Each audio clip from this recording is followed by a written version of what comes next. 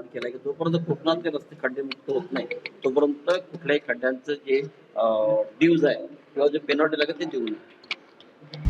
आता isakal.com आहे देशातील नंबर 1 ची मराठी न्यूज वेबसाईट. प्रत्येक अपडेटसाठी isakal.com ला नक्की भेट द्या. कसलं खड्ड्यांचं ड्यूज म्हणजे गणेश मंडळासाठी जे मुंबईचे खड्डे खोदले जातात त्यावर जे फाईन वगैरे लागतो मानपाचा तो देण्यात येऊ नये असं त्यांनी म्हटलं. मला असं वाटतं की आता महानगरपालिकेच्या निवडणुका आल्यात म्हणून सगळ्या घटकांना बरोबर घेण्याचा हा एक उद्योग सुरू आहे. ज्या लोकांनी 5, 10, 15 वर्षामध्ये स्वतःची सत्ता असताना या सगळ्या गोष्टीमध्ये कधी लक्ष दिलं नाही, फक्त खड्ड्यातले पैसे घालले, त्यांनी आता गणपती आल्यानंतर गणपतीच्या बाबतीमध्ये सहानुभूती मिळवण्यासाठी लोकांची, मराठी माणसांची हे नवीन एक धोरण आणलेलं आहे. ज्यावेळी त्यांच्या ताब्यामध्ये महानगरपालिका होती त्यावेळी का खड्डे बुजवले गेले नाही. आता माननीय एकनाथ शिंदे साहेबांच्या नेतृत्वाखाली अख्खं मुंबई शहर हे कॉन्क्रीटचं होतंय आणि 2 वर्षामध्ये अख्खी मुंबई खड्डेमुक्त होणार आहे हे सगळ्यांना माहिती आहे. त्याच्यामुळे कुठेतरी महानगरपालिकेला डोळ्यासमोर ठेवून हे सगळे उद्योग केले जातात. 15 ऑगस्टच्या निमित्तानं जे झेंडावंदन आहे त्यावरून वाद होताना दिसत आहे. छगन भुजबळांना गोंदियाला पाठवण्यात आलेलं आहे. त्यांचं म्हणणं असं आहे की राष्ट्रवादी काँग्रेसचे 7 आमदार नाशिकला असताना मी गोंदियाला का जाऊ. शेवटी भुजबळ साहेबांनी काय बोलावं, कोणाला काय प्रश्न विचारावा हा राष्ट्रवादीचा अंतर्गत विषय आहे. त्याच्यामध्ये भुजबळ साहेबांनी जे काय प्रश्न विचारले असतील त्याचं समर्पक उत्तर राज्याचे मुख्यमंत्री त्यांना देतील. मांस विक्री बंदीवरून सध्या 15 ऑगस्टच्या दिवशी बंद करण्याचे आदेश आलेले काही ठिकाणी, परंतु यावर अतिशय महत्वाचा प्रश्न तुम्ही विचारला. माझ्याकडे त्याचे पुरावे आहेत. प्रिंट आणलेत का त्याचे? त्याच्यामध्ये मी तुम्हाला मुंबई महानगरपालिकेचं फक्त उदाहरण देणार होतो. म्हणजे कशा पद्धतीनं मतासाठी जोगवा घेऊन ही मंडळी फिरतायत याचं मूर्तिमंत उदाहरण म्हणजे 15 ऑगस्टच्या संदर्भातलं आहे. बरं, हे परिपत्रक कधीचं आहे महानगरपालिकेचं? तर 2015चं आहे. 2015ला जो ठराव झाला आणि 15 दिवस ठरले गेले त्याच्यामध्ये 15 ऑगस्ट हा दिवस देखील महानगरपालिकेच्या ठरावानं ठरलेला होता आणि महानगरपालिकेच्या महासभेला हे अधिकार आहे असं कोर्टानं जाहीर केलं होतं.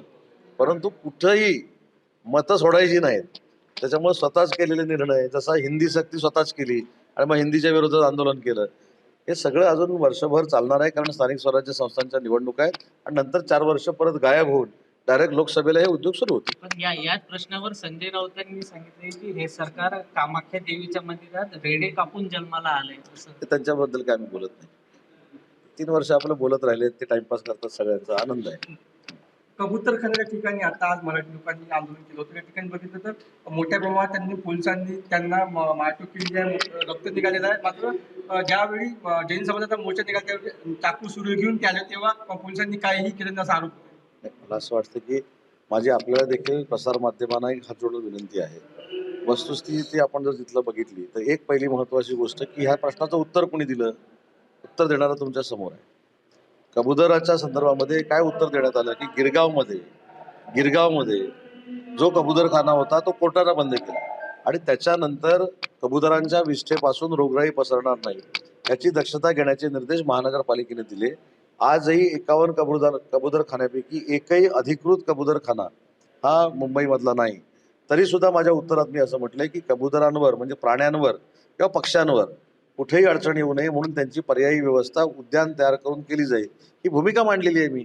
परंतु मी मगाशी काय सांगितलं, प्रत्येक गोष्टीमध्ये राजकारण करायचे काही लोकांना. त्याच्यामध्ये मराठी एकीकरण समितीचा काही संबंध नाही, पण त्यामध्ये युबीटी असेल, अन्य पक्ष असतील आणि ज्या लोकांनी माशेलकर समितीचा अहवाल स्वीकारून हिंदी कन्फर्म केलं, कंपल्सरी केलं, तीच लोक हिंदीच्या विरोधामध्ये जात होती.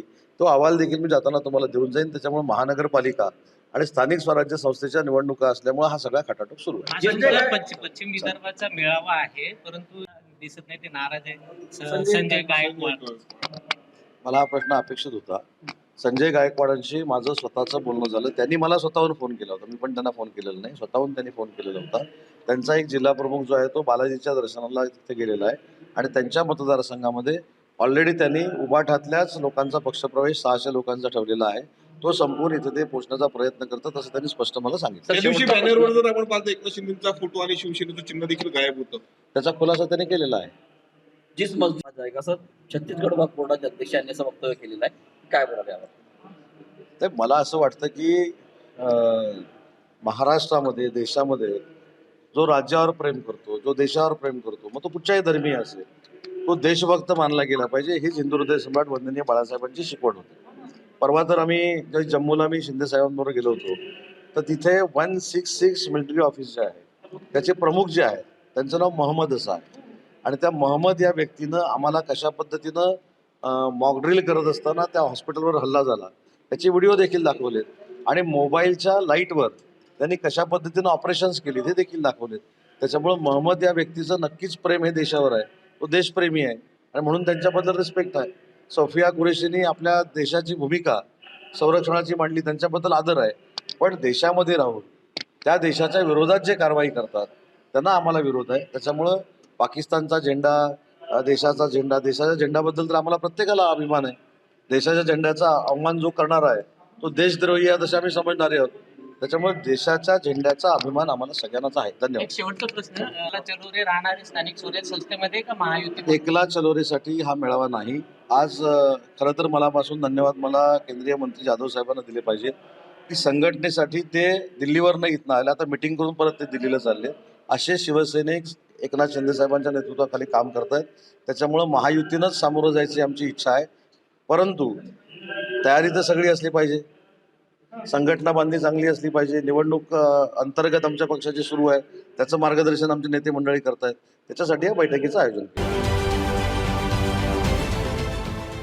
देश विदेशातील प्रत्येक घडामोडींचे लाईव्ह अपडेट मिळवण्यासाठी आता साम टीव्हीच्या सर्व सोशल मीडिया प्लॅटफॉर्मला लाईक, फॉलो आणि सबस्क्राईब करा.